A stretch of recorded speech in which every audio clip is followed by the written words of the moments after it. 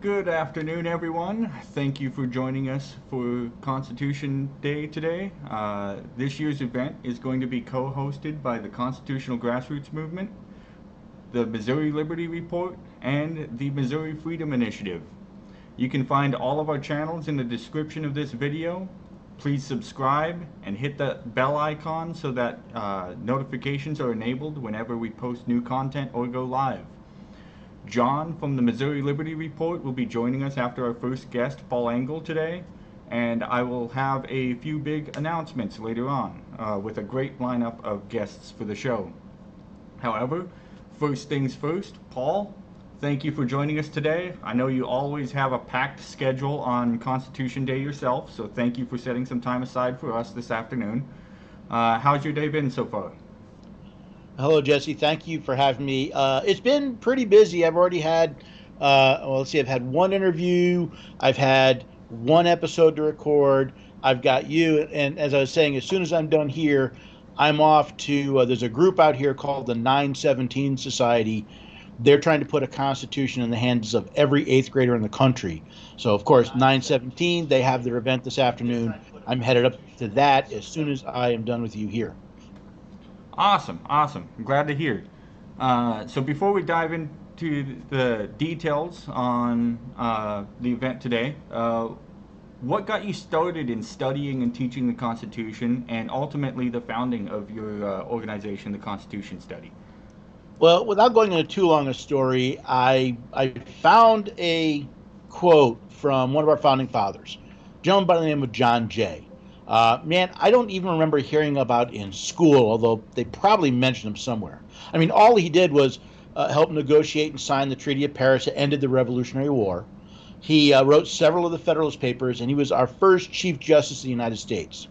And he said every member of the state ought diligently to read and study the Constitution of his country and teach the rising generation to be free.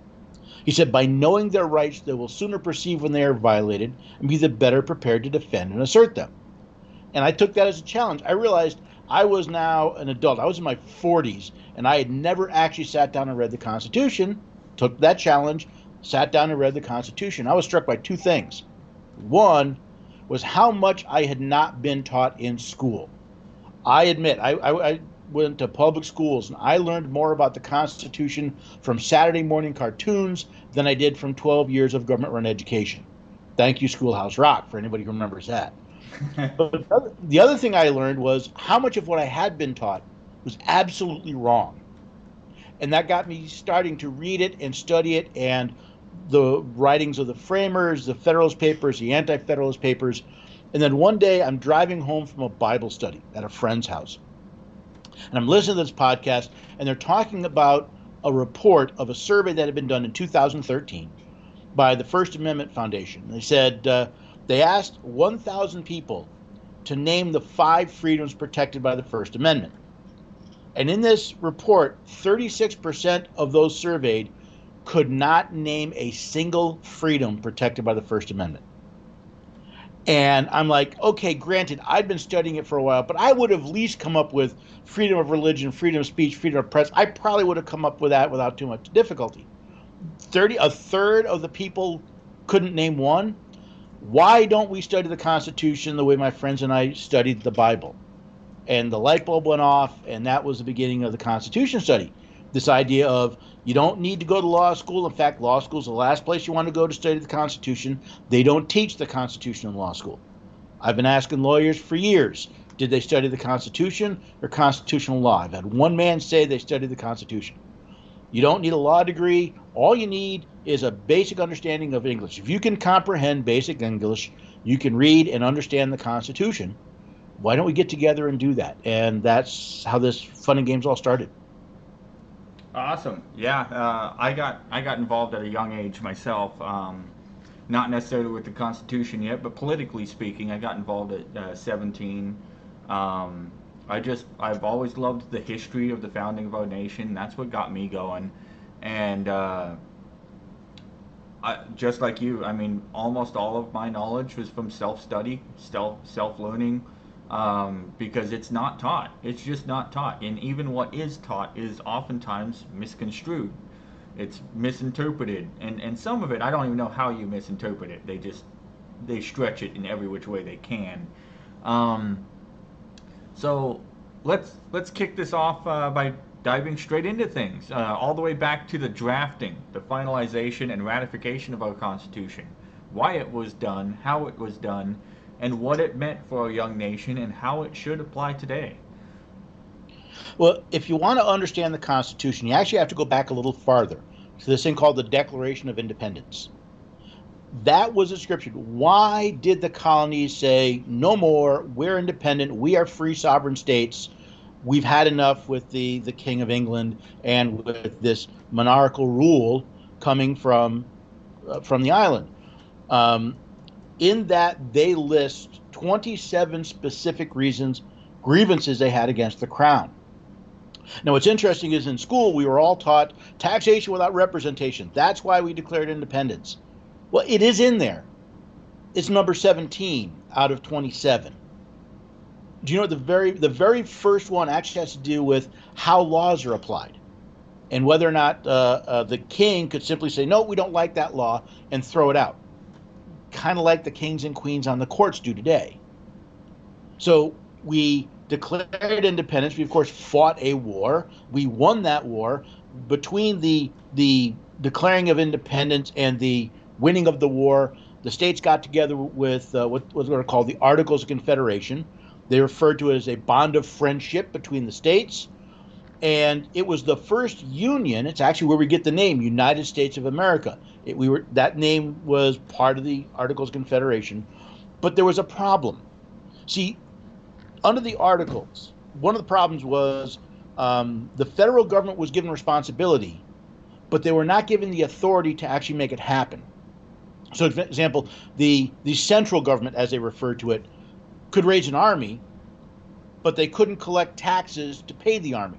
They had to ask the states to do it. They could pass laws, but in many ways they had no way of enforcing it.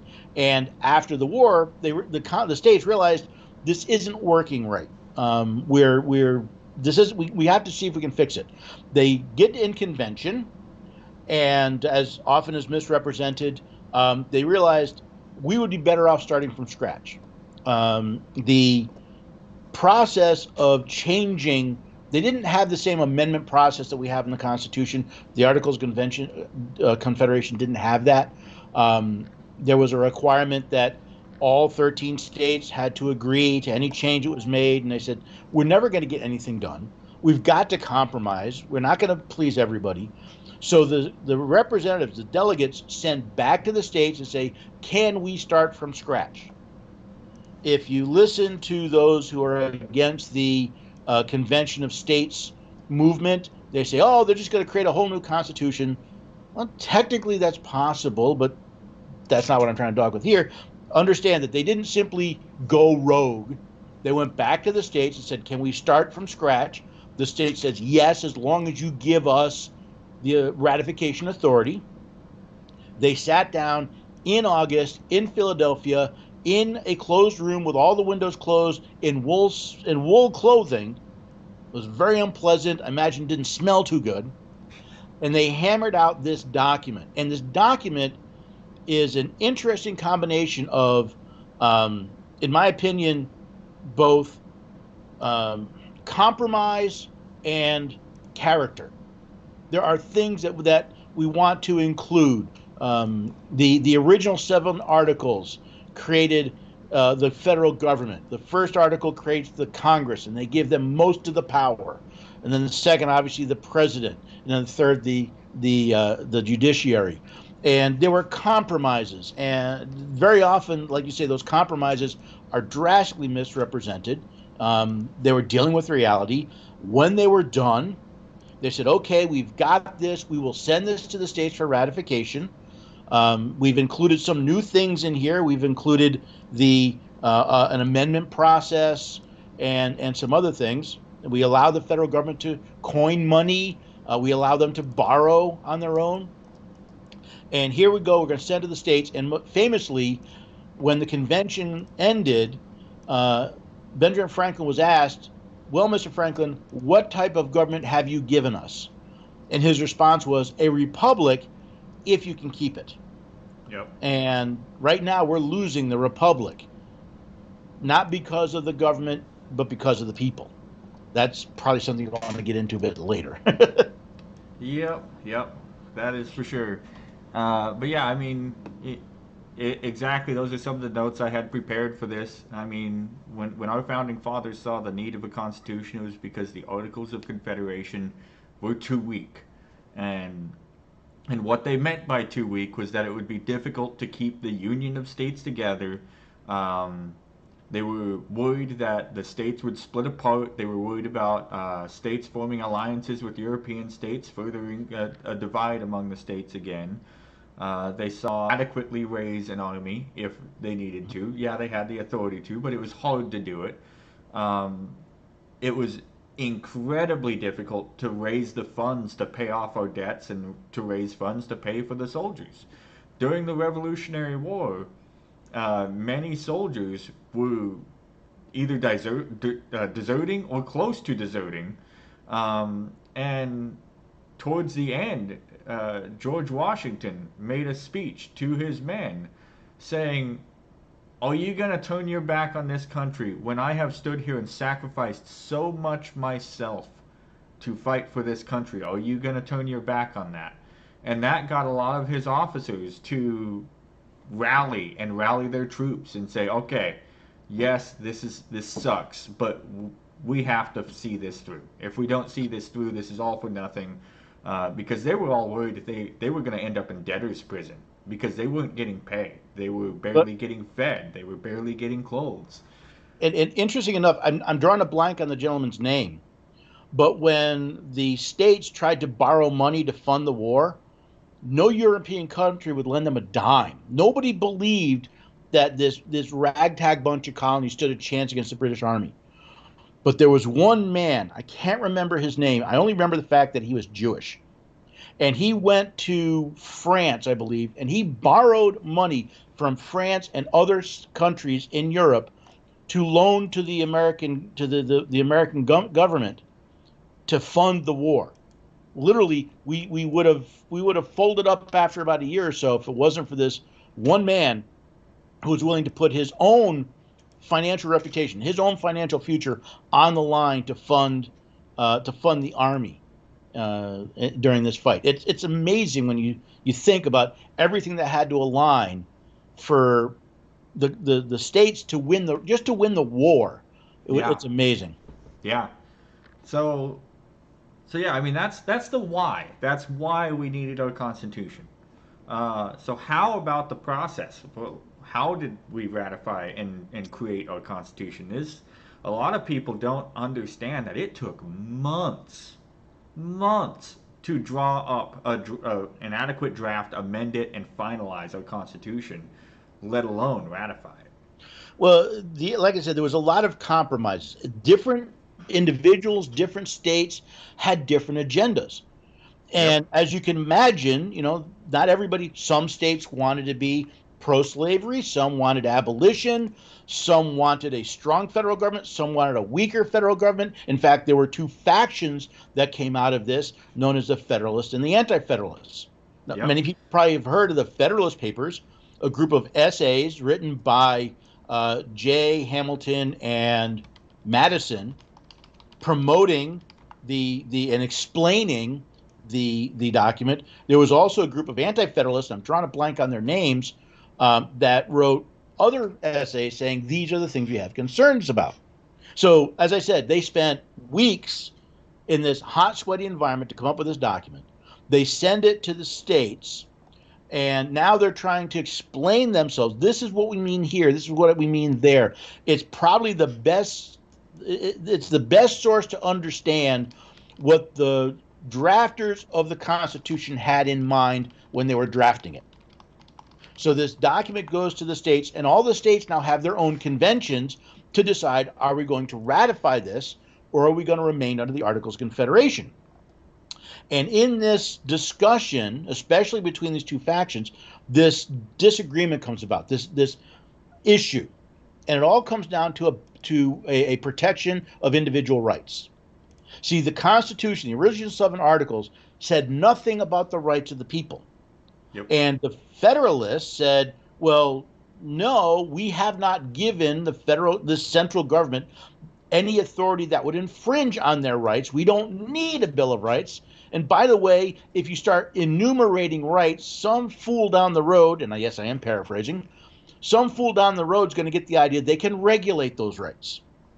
Now, the Anti-Federalists said, listen, we're concerned. We just fought a war with a powerful central government. We are creating another powerful central government with no protection of individual rights. We need a Bill of Rights or we won't support this.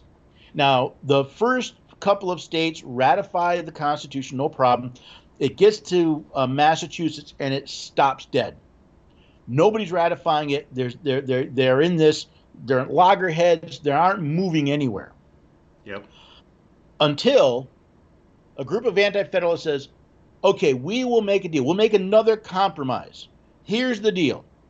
We will support ratification of this document if the very first Congress offers amendments for a Bill of Rights to it. They say, okay, we can deal with that. It passes Massachusetts. It then passes other states to get to the 9 to have it take effect, so that in 1788, we actually are able to have, 1788, we actually have the first elections and forming the government. But interesting, of the 13 states, Rhode Island was the last to ratify the Constitution. It didn't do it until, I believe, 1792. Yeah. So there were years of discussions and debates and arguments. And we think this arguing among parties is new. It is nothing new. This has been going on for as long as we've had politics. So we end up with this document. Again, not perfect. Nobody believes it's perfect. There's several compromises. One of them, most famously, is what's called the 3/5 Clause, which is often mischaracterized as a racist clause, proof that the Constitution is racist. It is the exact opposite.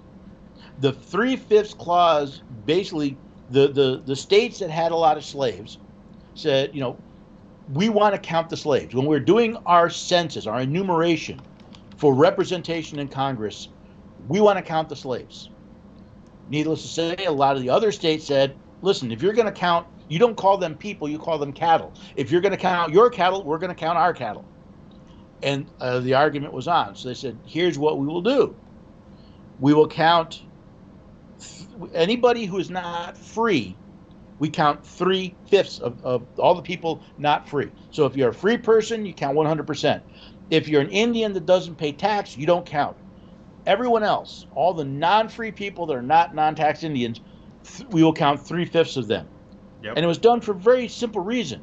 They didn't want the slave states, because at the time, the ardent slave states were only about 3, if memory serves. They didn't want them having control of Congress.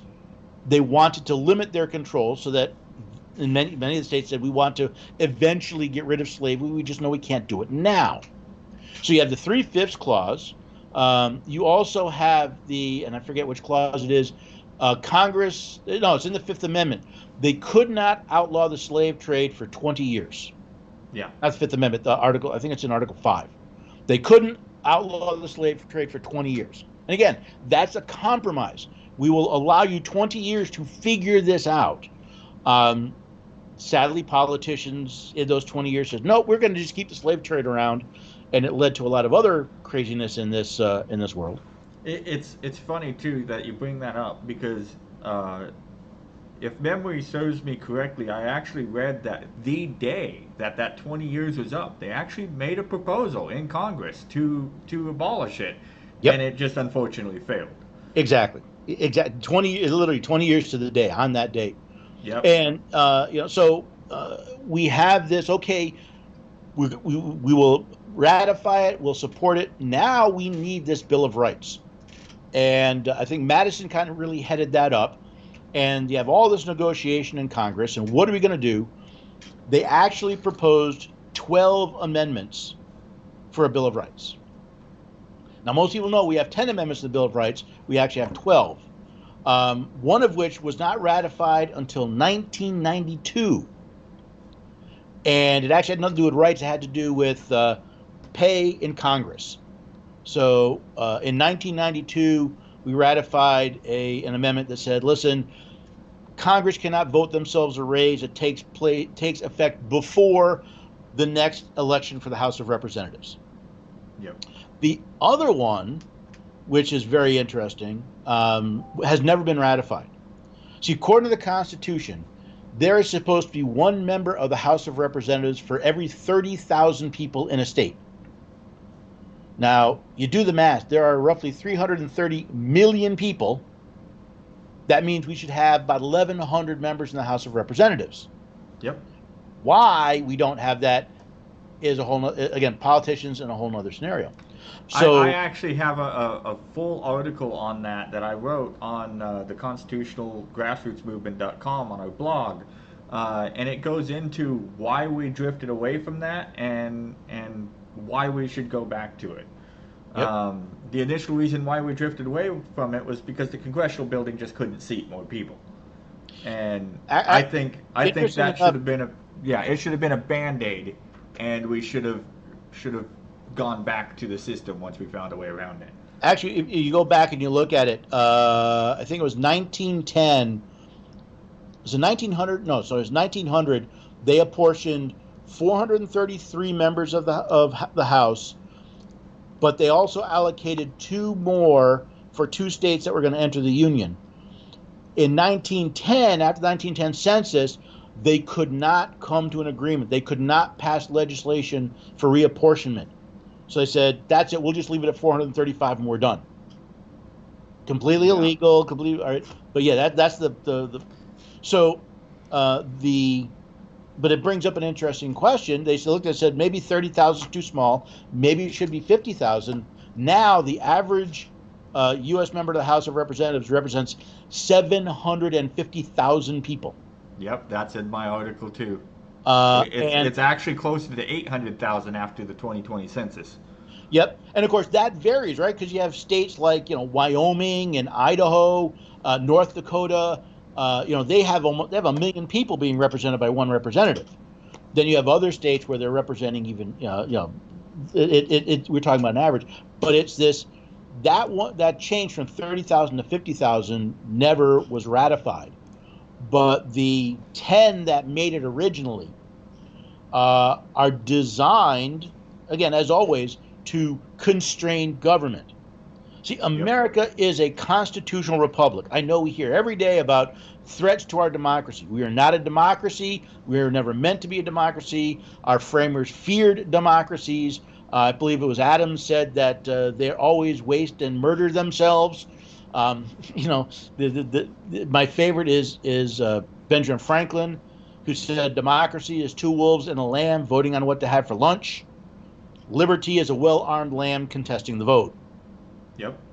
So we've wrapped this republic in a constitution which created the federal government, established its boundaries, and the mechanisms by which it could enact the powers delegated to it, and fairly quickly started trying to find ways to get around it. I mean, even just go to the 1800 election, we see after Adams lost to Jefferson in the 1800 election, he tried court packing, and actually he was successful in court packing for the most part. So this stuff is nothing new. We've been dealing with this for 235 years, and the main difference was in the late 18th, early 19th century, people read the Constitution. They had an understanding of the role of government and the limits on government, and when their representatives did not follow the rules, they got rid of them. In fact, there's a famous story that, was it Daniel Boone? I always get these wrong. He actually referenced it on the floor of the House, where he was out campaigning, bumped into a farmer. The farmer said, "I can't vote for you.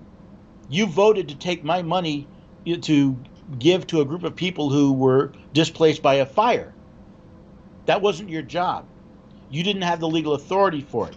If you wanted to help them, pull up a collection plate and put your own money in it. You didn't have the legal authority to use my money for that." And I'm sorry, it was David Crockett, and he said, "You know what? You're right. I never thought of it that way." And he actually went to the floor of the House to repeat this story, to explain the importance of there are limits on what we can do, and we need to abide by them. Yep. Today, when Nancy Pelosi was asked under what authority does Congress intend to pass the Affordable Care Act, her response was, "Are you kidding me?" No respect for the Constitution, no respect for the limitations. Yet she still has a job. Yeah. And by the way, all 435 members of Congress, at some point or another, I'm pretty sure, violated their oath to support the Constitution. Yet they all have their job. The Congress is the only organization I know that has an average of 15 to 20% approval rating and an 85+% re-election rate. Yeah. Yeah, it's sad. It's really sad how that takes place. But yeah, another thing to take a step back on real quick with regards to how our Constitution got formed. I mean, when they first started the process of drafting our Constitution, you had the Virginia Plan and the New Jersey Plan. Yep. The Virginia Plan was favored more by the large states. It had 2 houses of Congress, a representation based on population, and created a stronger national government. The New Jersey Plan was favored by smaller states, only had 1 body of Congress, and each state had equal representation, and it was a little more similar to the Articles of Confederation. Mm-hmm.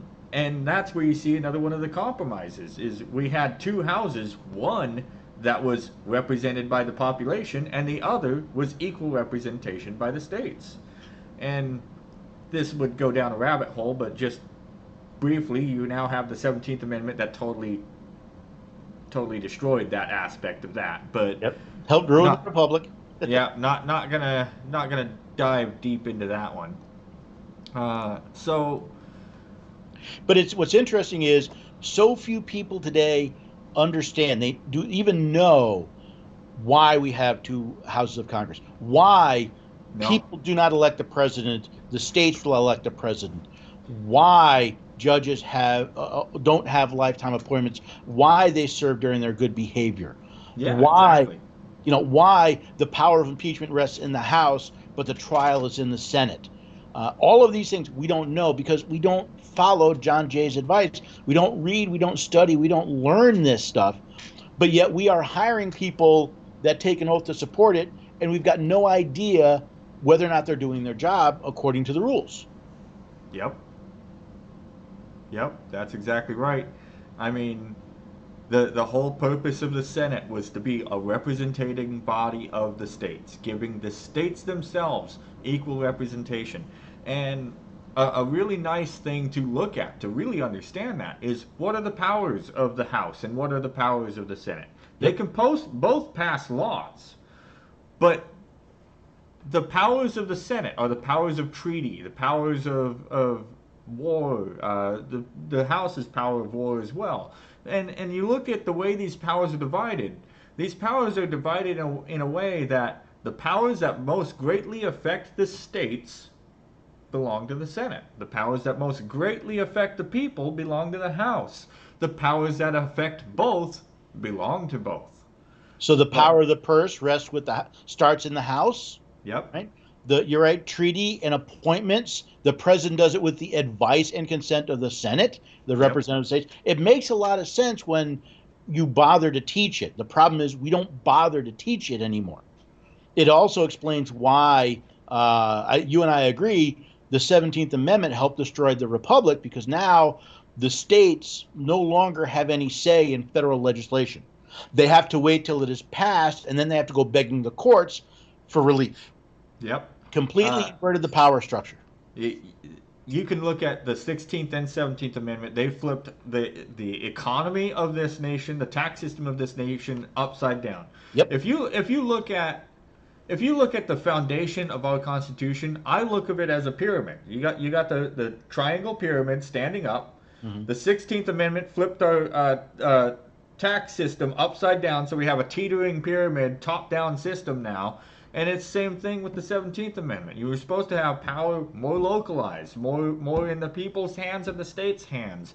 And now we have all the power centralized at the top, trickling back down, and basically making the states do the Fed's will at this point. So I could go down so many rabbit holes, but I don't want to tell you. See, Monday I hit the road. I'm doing a 2-week tour around the Northern Plains on what I call my Blessings of Liberty tour.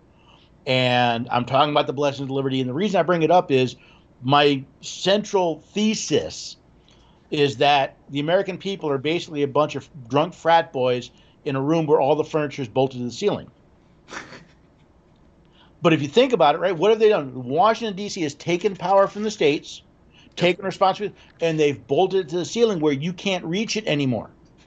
And here we are, drunk on all the taxes, all the tax money they send our way, right? Well, as de Tocqueville said, the United States will exist until Congress realizes it can bribe the people with their people's money. They've taken that away. They've bolted it out of our reach, and we're sitting there trying to jump up and get a seat at the table, which has been taken completely out of our hands, not realizing that all the power that holds that furniture up rests at our feet. Yep. And that's where I kick off into now, how do we live better in this morass of nonsense? Yeah, and I know you're short on time, so I'll try and wrap it up real quick for you. But yeah, I mean, I think one of the easiest ways to explain it, and this applies now just as much as it did then. This was the intent that they had. We shouldn't have to focus so heavily on the federal government in our elections to determine what our policies are. We should be able to focus more locally. And when I look at looking at elections right now, for example, if you can't keep your own state in line, there's no way you're going to get our government in line. And our founding fathers saw the same thing. If Virginia can't get their act together, it only affects Virginia. But if the federal government can't get its act together, it affects everyone. And that's why they did not... He who governs... Sorry, go ahead. He who governs closest governs exactly. best. You have more influence. That's why I say we don't need to ignore Washington, D.C., but neither should it be the center of our attention. Yep. It's like a magician saying, look over here, while the trick is done behind the back. Focus locally. If nothing else, if you have a county with a sheriff that will defend your rights, you have protection from all the other nonsense around going on in this country. Doesn't mean you're not impacted by it, but you've got some protection. But the interesting thing is, if I work here in Tennessee and I get my states, my counties to change Tennessee, and you do the same in your state, and all your listeners do in their state, guess what? Washington, D.C. takes care of itself. Yeah. And you'll actually like a bill that got passed here in Missouri, the Second Amendment Preservation Act. It kind of takes the constitutional carry bill another level, where and one of my guests today will actually speak about this a little more in detail than me, but it takes constitutional carry to the next level and gives the authority to the sheriffs to arrest a federal agent if they come in to violate your Second Amendment rights. Absolutely. Yeah. That is the role of the state, is to protect you from enemies, foreign and domestic. Yep. Right? They're there to be that buffer between you and the federal government and foreign governments. They are in the layers of defense of your rights. They are right smack dab in the middle. Yep. I always say that you are your own first and last line of defense, and everything else is in between. Yeah. Very well put. Yep. All right. So, Paul, I'll let you go. Thank you for joining me today, and I'll move on to the rest of my story. Before I go, I do want to let people know I got a lot going on, right? So I've got the website constitutionstudy.com. All right, you can go there, read my articles, podcasts, videos. I do about one a week. I just released what I call my Constitution Study Planning Wizard. So if you search on the site, you answer a few questions, and the system will start generating some suggestions for you about, have you read it before? Did you find it easy or hard? And these are tools that will help you with your study. You can also listen to me 5 days a week on AmericaOutloud.com. We're heard on the iHeartRadio network, talking about the news from a constitutional standpoint. And then, I'm about to hit the road in a couple days doing this tour. I'm going to hit more states, more locations. So you can always find out more at constitutionstudy.com/tour. All right. If you're ever in the Missouri area again, hit me up. Let's see if we can link up for an event or do something along those lines. So again, thank you for joining me today. I know you got a busy day up ahead, and I hope it's a good rest of the day. Thank you, and have a great show. All right. Thank you.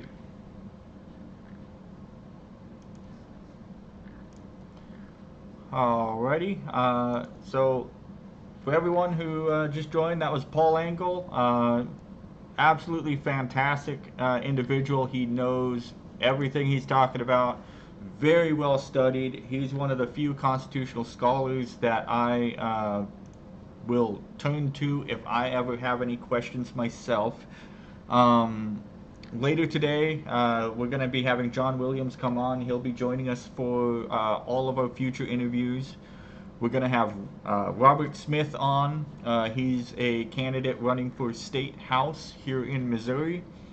And we might have Matt Johnson on, who ran for city commissioner in Florida. But he had some things come up, and he might not be able to make it, so that is pending. Dustin Amundsen, he's one of the other CGM executives up in North Dakota. He's been working hard at the state level, and a lot of good progress going on there. It's really exciting to see what's happening in Missouri right now. He's going to come on to talk a little bit about how you can be involved, what you can do to help. And on that note, if you want to go to constitutionalgrassrootsmovement.org, we have a option there to volunteer. If you click on that, it'll ask you a few questions, some of your basic information, what's your name, what state you live in, what county you live in, and what city you live in, and it'll ask some contact information. This allows us to kind of paint an area of where we have people available if we have candidates that are running for office. If you want to volunteer for the candidates themselves, the CGM, or both. And then it'll go into asking a little bit about, like, what are some of your skills, what can you bring to the table, what are you willing to learn, and it all populates a spreadsheet for the CGM so that we can more accurately reach out to individuals that want to get involved. We are also partnered with Restore the Intent, which is Dustin's platform. Restore the Intent is very similar to the Constitution Study. They want to create constitutional study groups in every county of the country. And if we can get constitutional study groups in every county of the government, the country, I mean, like Paul Engel said, John Jay was quoted to say that we need to know our nation's constitution. If we do not know our nation's constitution, we cannot hold our elected officials accountable. So a little bit about myself. For those who know me, I was born and raised in Washington State, lived there my whole life, and I just moved to Missouri 3 months ago today. Today is the 3-month anniversary of living here in Missouri. And man, what a life-changing difference Missouri is. It is way more of a free state, way more liberty-minded. It's not perfect, but it is definitely going in the right direction. There's still a lot of work to do. I'm planning on getting a lot of groundwork set up here in Missouri, and really kickstart some volunteer programs down here and educational programs down here to really turn Missouri into hopefully a beacon for liberty and constitutionalism within our union. North Dakota, as I mentioned with Dustin Amundsen, they are doing an excellent job at accomplishing that same goal. And as I continue to build my system here in Missouri, I plan on expanding that out and promoting that with other states and helping get those states up and running as well. If you had followed the CGM in the past and kind of realized that we dropped off the radar, the last couple years, a lot of our executive staff had personal issues come up kind of all at once, and we all kind of had to step away all at once, so we went into a hiatus. Our website went down for an entire year because it wasn't paid for. But as soon as I got moved down here, I told myself I'm going to kickstart the CGM back up. I'm going to get everything rolling. And we actually have 2 endorsements that I'm going to be announcing later today. And I really do hope that we will get some people volunteering, going to the website, filling out the questionnaire. If you have any candidates that you know that might be interested in receiving our endorsement, send them to our website, and we have a questionnaire for them to fill out. You can just click on the seeking our endorsement. Then if they're a state or local candidate versus a federal candidate, they can apply there.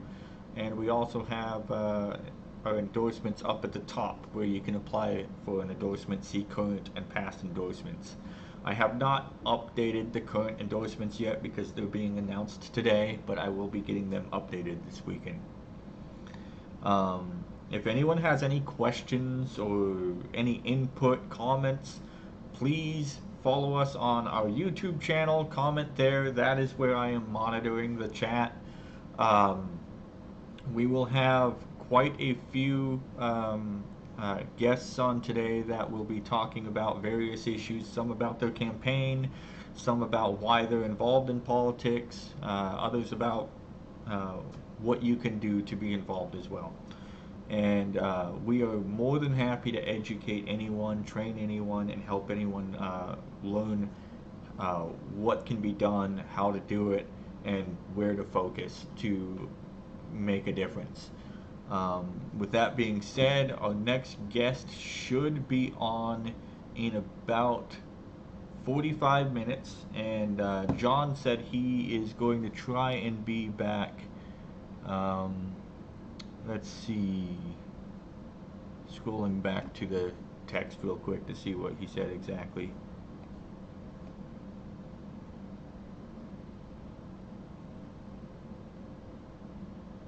So he's not sure when exactly he'll be home, but he'll give me a heads up and let me know as soon as he's on. So Matt Johnson is scheduled to be on in about 45 minutes. I'm going to double check with him to see if he actually will be available.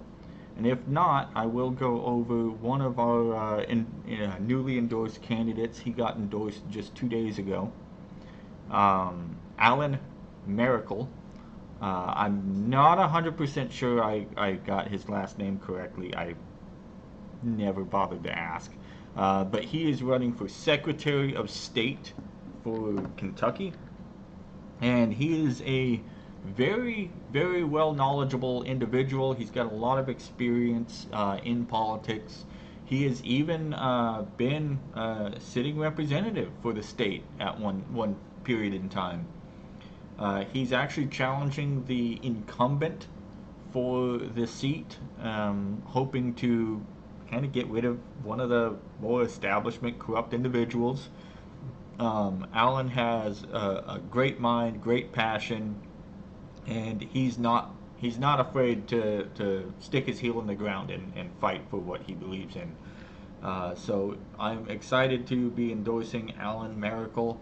I do not have all of the information out to publish it yet. I'll be getting that over this weekend as well when I make the endorsement announcement on our Facebook page and on our website. Just waiting for a statement from him and a campaign photo from him. The other candidate, Robert Smith, I will be having him on a little later this evening and announcing it with him here as well. He'll be talking about his campaign, why he's running, what got him involved. He is running for a Missouri State House position. Very excited to see him again. I actually got to meet him in person for the first time after knowing him for a few years now.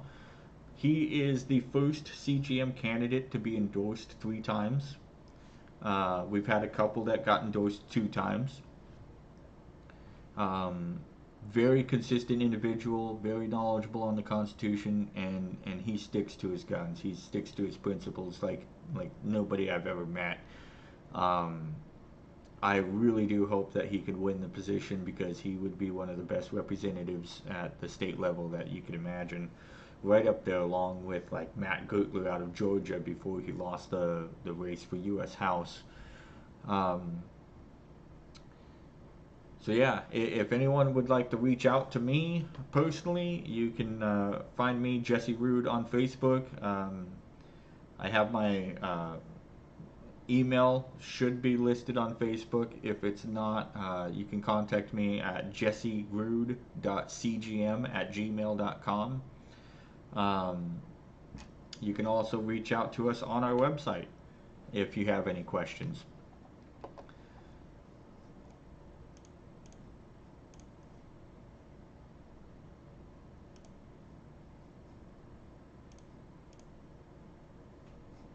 Give me 1 second. I just had a notification pop up and I'm just trying to see what it is.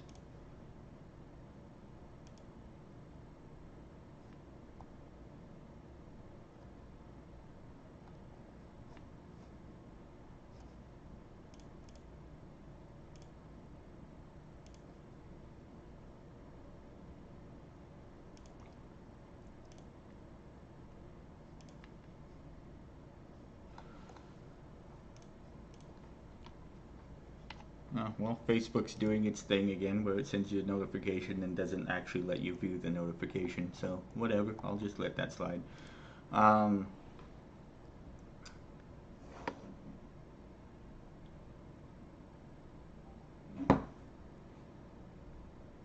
So one of our other guests is going to be Patrick Holland. He'll be on at 5 p.m. Eastern Time. And when he's on, he'll be talking about what he's doing at the state level, some bills that he's pushing through Congress with the help of some Congress members, and how easy it is to actually influence state legislators, and what you can do to help get bills passed and bills stopped. Because once a bill is passed, it's really hard to get it repealed. So it's better to stop a bill before it gets passed than to wait until after it's passed. He is with the Missouri Freedom Initiative, and he's the one who helped pass SAPA here in Missouri. SAPA is the Second Amendment Preservation Act, which I mentioned while Paul was on. And what the Second Amendment Preservation Act accomplishes is it takes constitutional carry bills 1 step further and gives sheriffs the authority to arrest a federal agent if they are violating somebody's Second Amendment rights. He is also working on another bill, if I remember correctly, it's MIPA, M-I-P-A. I do not remember what exactly that stands for, but I do know that it is a sound money bill. He's trying to promote a bill in Congress that will have a more solid gold-silver standard to it here within Missouri, and it's modeled after what Texas did. I think in 2016, 2018, somewhere around there, Texas passed a silver and gold bill, but it has some loopholes in it.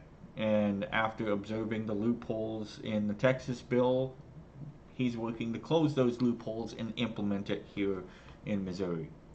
So learn, just as you can learn from your own mistakes, you can learn from others' mistakes. And it's very important to do that. And I think that's a great thing about our republic, and why each individual state should have its own authority, and why the federal government's one-size-fits-all policy is a broken policy.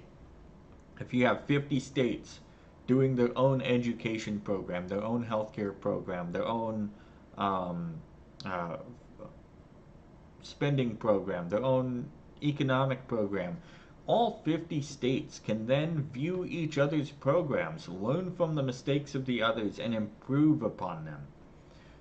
And it really creates a system of competition between the states where they're actually working to better themselves and to compete against each other in that sense. It's just like when you look at all of the colleges in the United States. When you have Yale and you have Harvard, they compete over the best program to attract the most people. If you had that system with the states, I don't see how you wouldn't have a better outcome. Having these many different ideas pooling into the system instead of just having a one-size-fits-all policy. You have this one no child left behind policy at the federal level. What has that accomplished? You have all of these Department of Education programs at the federal level that accomplish nothing for education. In fact, many instances they hold us back or dumb us down, or just make exceptions so that nobody fails. And if you don't have to put any effort in to pass, why are you going to put any effort in? I've seen so many people coming out of not only high school but college that have no idea of how the world functions, and it's creating a cycle that we need to break out of sooner than later.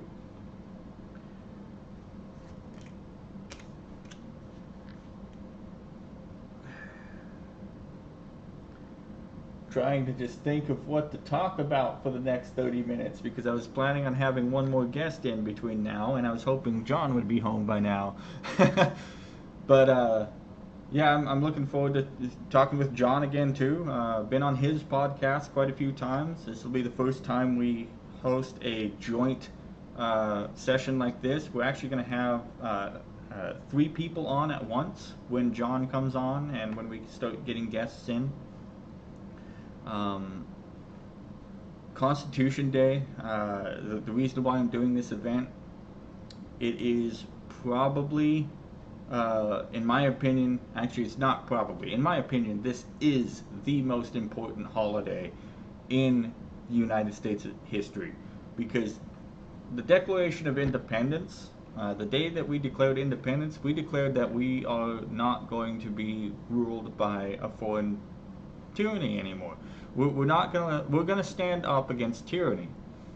And the moment our Constitution got ratified was the day that we as Americans made the declaration that we won't let tyranny ever return. And it's sad that we have seen our Constitution be trampled on so much and so little done to stop it. As Paul said, of the 435 congressmen, they have so much power to restore our Constitution, and they don't do it. Probably every single one of them has frequently violated the Constitution. In my opinion, the best sitting representative that we have is Thomas Massey. He seems to be the only one who will stand up and voice out in every instance that I can see of him saying, this is not right, we have to stop doing this. And we need more of that. We absolutely need more of that. But we also need to focus on the state level, because if you cannot keep your state in line, there's no way that you can keep the federal government in line, especially with how big federal government has become. If we get our states in line, then we can start working on the federal government to get it back in check. Because, as Paul mentioned when he was on, your sheriffs and your state level, if they tell the federal government to get out, you have a barrier between you and the federal government. You have a barrier that protects you from the federal government. And if you have that barrier, the federal government is powerless against you unless they want to start another civil war. And I don't see them wanting to do that anytime soon. So that's why I am building a network of volunteers at the state level for each state. And that's why I'm asking people to volunteer on our website so that we can start building this list and start getting volunteers available so that when we have a constitutional candidate, we can push him and we can win. It's the system that has been proven to work at every level of elections. Is if you have your core group of volunteers, you can make anything happen.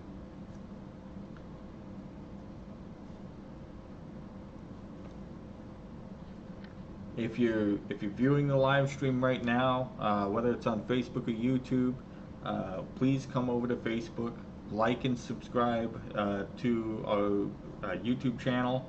Hit that bell icon so that you'll be notified whenever we post a new video, whenever we go live. Please comment where you're watching from. I'd like to know where everyone's watching from so that we can see where our audience is, see where we're touching base. The more people we get involved, the more viewership we can grow, and the more positive influence we can make in building towards a restored constitution.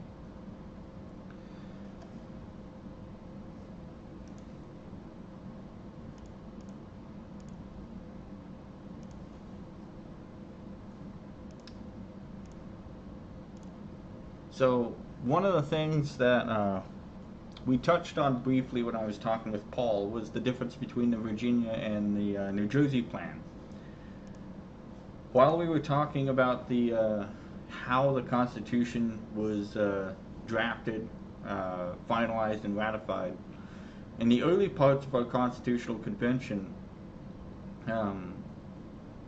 we saw a dire need to improve our system of government, as the Articles of Confederation were very weak. They did not have the ability to raise funds adequately to pay debts and to pay our soldiers. Many of our soldiers almost deserted during the Revolutionary War because they were at threat of going to debtor's prison for their own debts because they were not being paid by our government during the Revolutionary War. So the New Jersey plan wanted to maintain kind of the principle of the Articles of Confederation with very, very, very little authority to the federal government. And the purpose of that was to prevent federal government from becoming, well, too powerful like we see today. The Virginia plan wanted a stronger central government. They wanted to be able to have more power to do more things, but they had to compromise because both sides were very, very adamant about their own protections. Like one of the things that I had mentioned while talking with Paul was that the Virginia plan wanted two bodies of representation in the House, and the New Jersey plan wanted one. The Virginia plan wanted it to be based on the population of the states as to how much representation each state got, while the New Jersey plan, they wanted each state to have equal representation, and that's where we get to our House of Representatives versus the Senate. When you look at the House of Representatives, they were given powers that mostly influenced we the people. All bills of taxation and raising revenue came from the House of Representatives. All treaties which shall be made and appointments to offices went through the Senate because the federal body was mostly intended to be um, uh, the Senate was the federal body was mostly intended to represent the states, keep a healthy union of states. The way I like to describe the United States is that we are a nation of states, not states of a nation. And the reason why I say it that way is because if you're states of a nation, the nation is superior to the states. But if you're a nation of states, the states are superior to the nation. They're what create the nation. And without the states, there is no nation.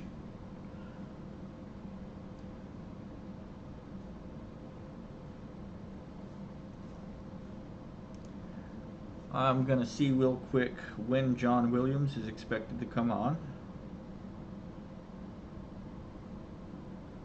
And I'm going to see if Matt Johnson is going to still be able to be on for about 30 minutes.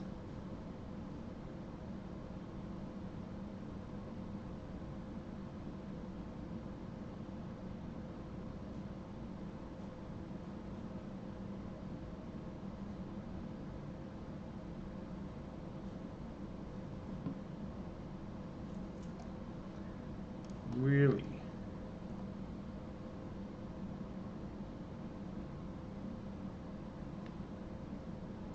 Sorry, Becky, one of our CGM executives, mentioned that the Facebook event is saying that it has not started yet.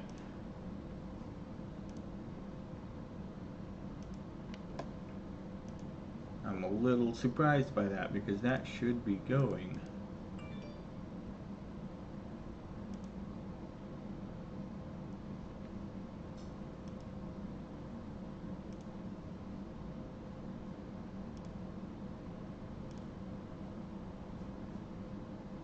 Let me pull up the Facebook event real quick and see why this has not said it has started yet.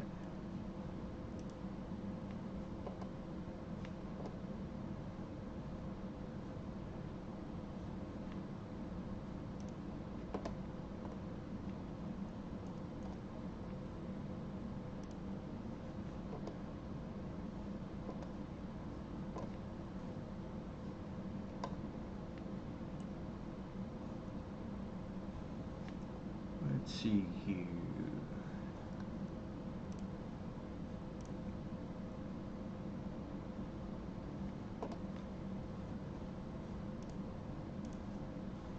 Alright, it's saying that the event is happening now for me.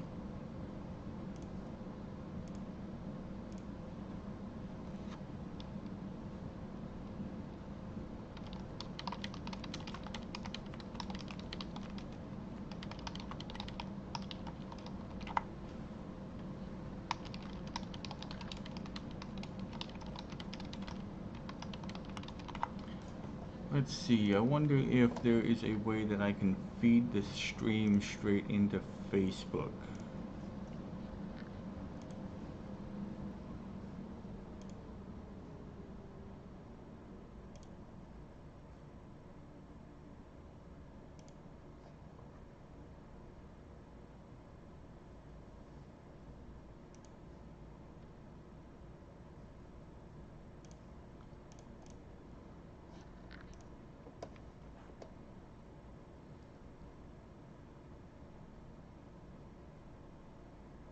Ah, I see now. So the reason why it's saying that the live video should start soon is because I'm not feeding directly into Facebook the way I normally would.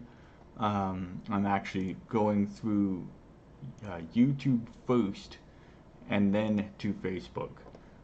If I was still using the other platform, XSplit, I think I would have been able to share to both directly.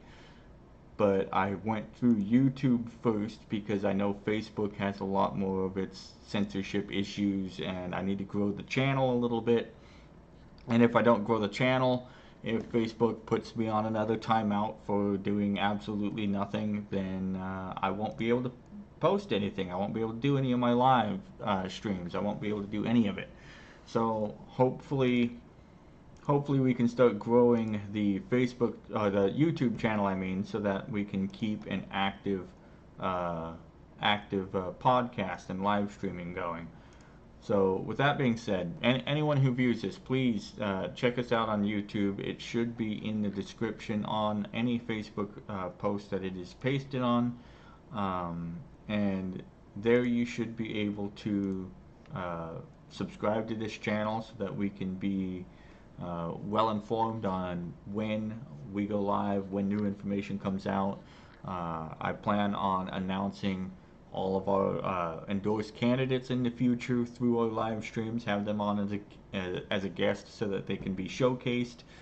And we can go from there. And like I said, if you end up viewing this broadcast in the future or rewatching it, comment. Let us know where you're watching from. Let us know what has you involved in politics. Why are you interested in the Constitution? What does the Constitution mean for you? Especially today. It's Constitution Day. Let us know why the Constitution is so important to you. For me, the Constitution laid the foundation for the. Hey, I think it's the greatest man-made written document on the planet. It's the greatest system of government that we have seen to date, and when it is followed, it is the most effective. It is one of the shortest constitutions in the world, but it is also one of the longest serving constitutions in the world. And that is, in my opinion, a testament to how well defined and well written it was. And it takes somebody with intent to distort the meaning of our Constitution because it is so plain as day. You can even look at the Second Amendment, for example, and how many of those who want to see gun prohibition, they want to say, oh, that was for muskets, or oh, they didn't envision weapons of this caliber. I mean, they had pickle guns back then that were basically primitive Gatling guns. They obviously knew there was going to be a rapid fire advancement inevitably. They just had no idea how. The way the Second Amendment is written is that it takes a little bit from Article 1, Section 8, where Congress has the authority to regulate the militia. And in this regulation of the militia, it's talking about ensuring that the militia are adequately armed, that they're adequately trained, that they are trained and armed uniformly so that they do not have different training, that they do not have different weaponry, that they can coordinate and work together as a unit in the event of war. So that if we end up at war with England again, or Canada, or Mexico, or anything of that nature, that we would have our militia capable of fending off any foreign threat without being overly burdened in doing so. And this allowed for very minimal maintenance of a military while still having very adequate defense of the nation. And the second part of the Second Amendment is where a lot of people ignore, is the right of the people to keep and bear arms shall not be infringed. It's very broad with the term arms, and that is with intent, not with negligence.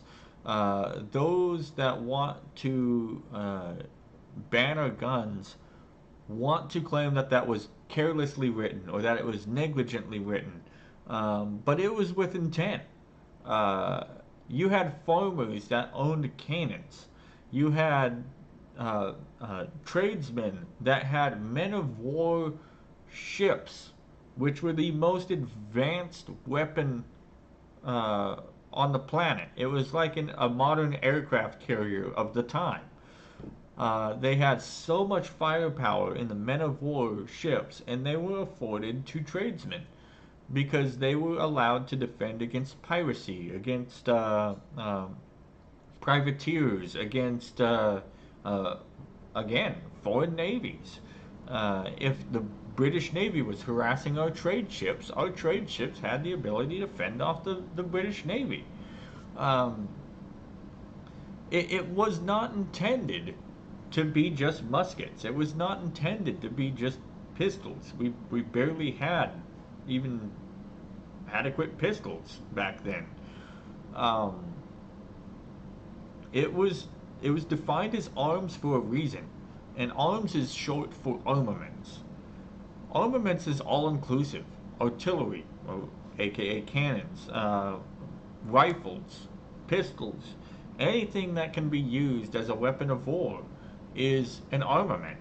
And when you have people trying to say that, oh, nobody needs a weapon of war, when they try to refer to the AR-15, for example, as an assault rifle or weapon of war, and I'm not going to go into the semantics of it not being that, since no government in the world uses them.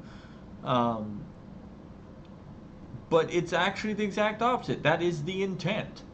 That is the intent of our Second Amendment, is to be able to own weapons of war so that we can defend ourselves against just as much of a foreign threat as much as in a domestic threat. Um, and going back to the first part of the Second Amendment again, when it talks about a well regulated militia being necessary for the security of a free state, it's saying that Congress must regulate the militia. It must maintain this regulated militia because it is necessary for the security of a free state. Each state was intended to have its own militia that it could use to defend itself, and it was to be regulated so that it could be um, well funded, well equipped, and well trained in the event of war, and so that they could defend themselves. Um, what we have now is kind of an incorporated National Guard through the Dick Act, which created a national militia, so to speak. But I would more adequately call the National Guard an Army Reserve at this point, rather than a militia. It is not in any way, shape, or form a militia as intended by our founding fathers in our Constitution. And it pains me how many people, even on the conservative constitutional side, that will fail to realize that. They'll oftentimes say that the National Guard is the militia, and that's just not true. Um, and it goes. There's so many times where I see current events where they say, oh, they should call up the National Guard, uh, and they don't even know the process to do that. It goes right back to the conversation with Paul Engel a little bit ago, where he mentioned how we need to know the Constitution, to know how it functions, why it functions the way it does. It's just not taught anymore.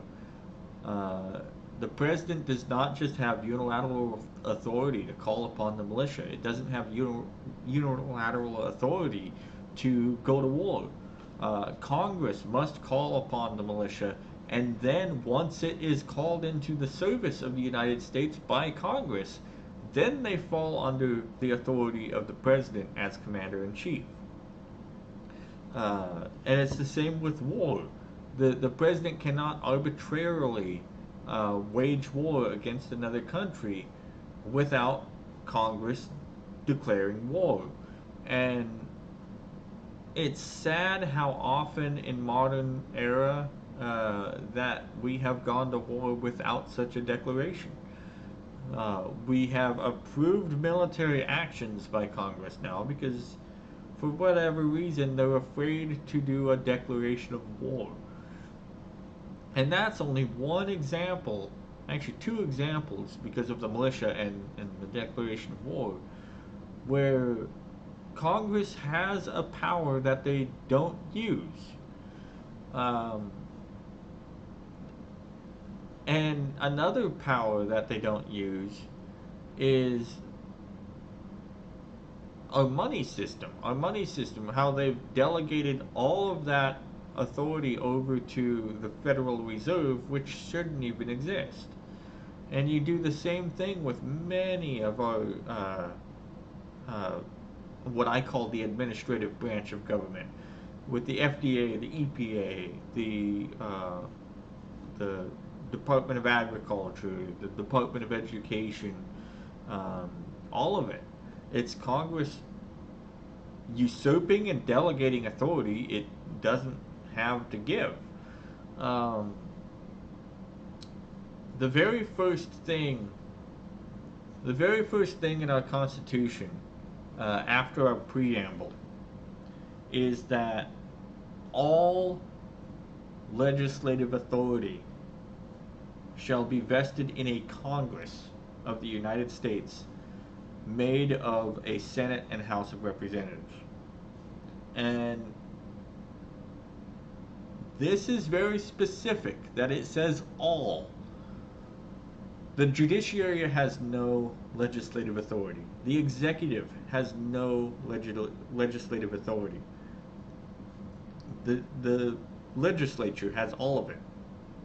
So when the legislature creates a Department of Agriculture, a Department of Education, a Department of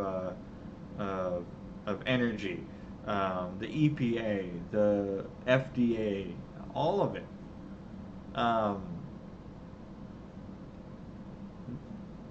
All of it is a delegation of power that Congress doesn't have to give. The whole reason why we even have all these departments is largely in part because of Woodrow Wilson and Franklin Delano Roosevelt. Both of them wanted a system of government with expediency, where they had experts in government that would advise various agencies to implement policies. And the problem with that is that all of these agencies have usurped power and basically legislated through their agencies. And that's why I'm actually really happy with something that Thomas Massie is working on. Thomas Massie has a bill in federal Congress to abolish the Department of Education. And he has a co-sponsor, which has allowed it to make it to the floor for debate. I don't know if it'll make it to the floor for vote. I kind of doubt that it will. I hope that it does. But sadly, I realize that it is not likely to pass even if it does. But this is the first time we have had a bill like this, to my knowledge, trying to actually abolish and correct some of the mistakes that have been made in our nation. We spoke a little bit about the 16th and 17th Amendment earlier with Paul Engel, on how they flipped upside down the system of government. In the United States, we were intended to have a more localized power for the people to have adequate representation. Because if your state is governed in your state's interest, then it doesn't matter what all the other states are doing. It doesn't matter what the federal government wants to do, because all of your legislative power is localized at that point. And the entire intent behind our Constitution is to form a federal government that just maintained a union, basically an alliance among states, and a trade union among the states. Beyond that, the federal government didn't really have much authority. And we really need to get back to that. We really, really need to get back to that. And we have to stop focusing entirely on the federal level if we're going to do that. There's a movement for a convention of states movement. And While I don't necessarily think it's a bad idea, I think it's a bad idea at this time because we do not have our states under our control yet. If we don't have our states under our control, our state politicians are no less corrupt than our federal politicians. If we can't get our state politicians under control, there's no way a convention of the states is going to help fix the federal government. In fact, I fear that it would make it worse if we opened up a constitution uh, to change by very corrupt politicians at the state level. Yeah, it can be said that there are better politicians at the state level than federal, but there's not many. I can only name a handful through a couple states that I know are decent. There's a couple in North Dakota.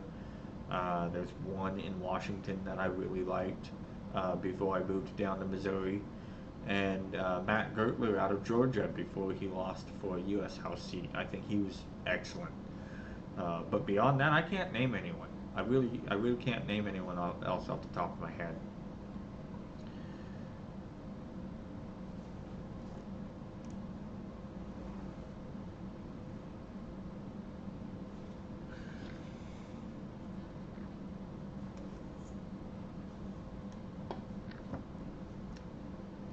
So if you're just tuning in, I am hoping to have Matt Johnson on in about 10 minutes if he is available, though he did say that he had some things come up that might prevent him from being able to make it today.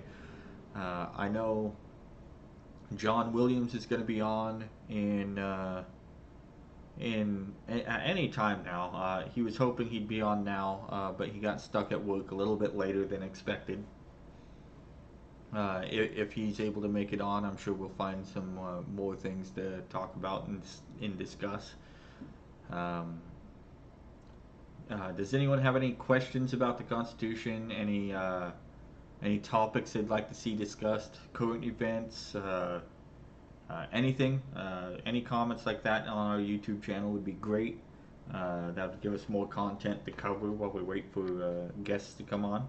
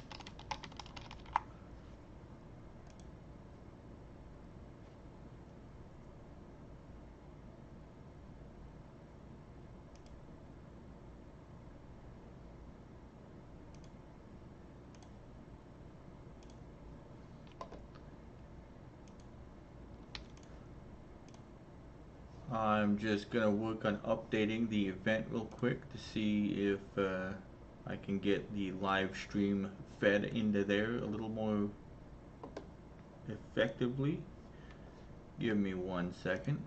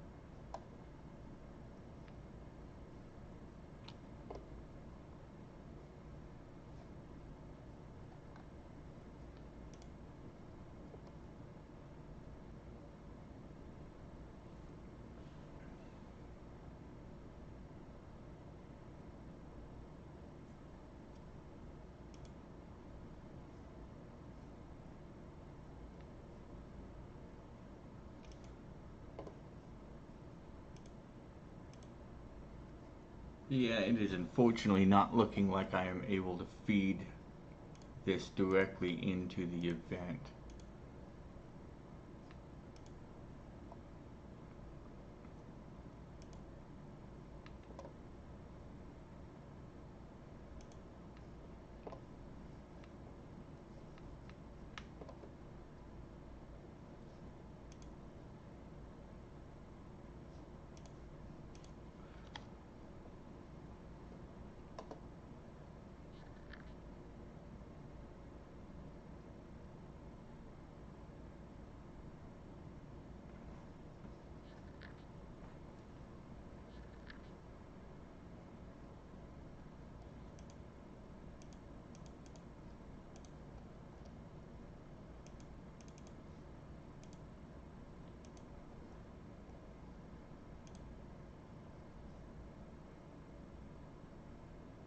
Hmm.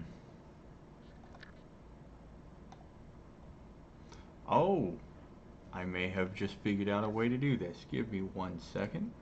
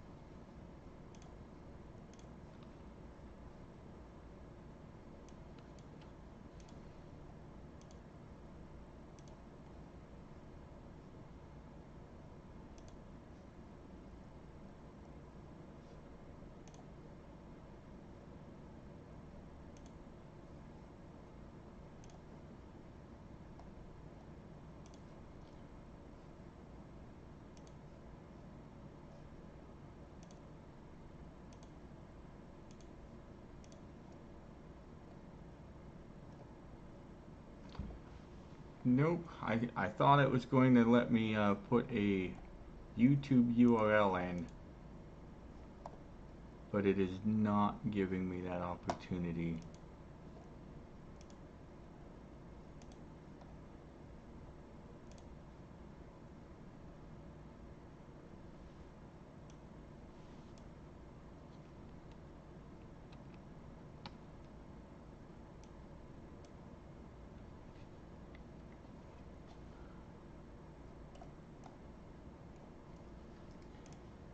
Yeah, I will definitely have to work on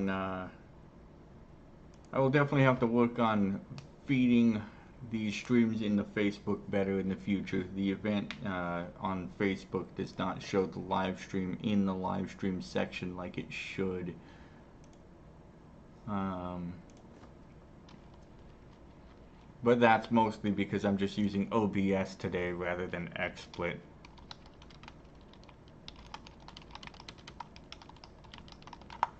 Just trying to see if I can find a way to feed that in.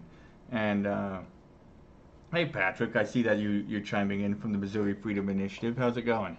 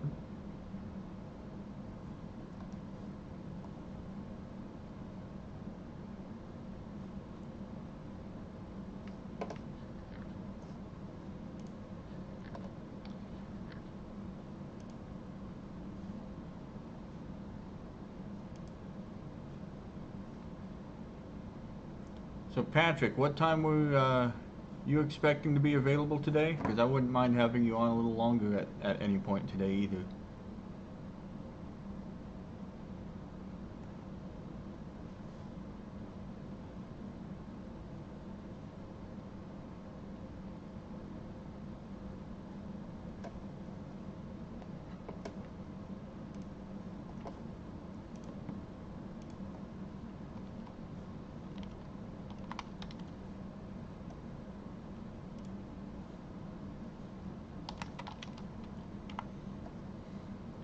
Alrighty, I should have you added on Skype now as well so that I can get you on whenever you're ready.